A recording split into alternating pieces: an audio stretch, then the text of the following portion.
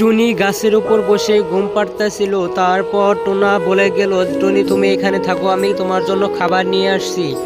তারপর টুনি ঘুমাচ্ছিল মনের সুখে।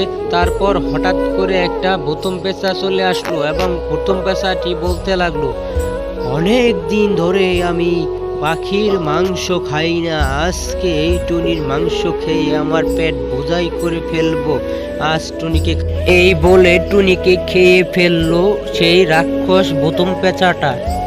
বাহ, কি মজা লাগলো আজকে এই তাজা টুনটুনি পাখির মাংসটা খেয়ে। পেটটা একেবারে ভরে গেল। তাই এখনই তাড়াতাড়ি পালিয়ে যাই, না হলে সমস্যা হতে পারে। এ কি কাণ্ড, দুষ্টু পেঁচাটা টুনিকে খেয়ে ফেললো। তাড়াতাড়ি যাই, টুনাকে খবর দিতে হবে, টুনিকে মেরে ফেলেছে দুষ্টু পেঁচা। অনেক খোঁজাখুঁজির পরও একটু খাবার পেলাম না। ওদিকে টুনিকে রেখে আসছি, টুনি তো খুব ক্ষুধার্ত, এখন কি করব বুঝতে পারতাছি না। টুনা ভাই শোনো, দুষ্টু পেঁচা পাখিটা টুনিকে তো মেরে ফেলেছে, টুনিকে খেয়ে ফেলেছে, তুমি তাড়াতাড়ি চলো বাসায়। হায় হায়, কি বলছো বন্ধু, আমার টুনিকে খেয়ে ফেলেছে দুষ্টু রাক্ষস পেঁচা পাখিটা। হায় হায়, এখন কি উপায় হবে আমার?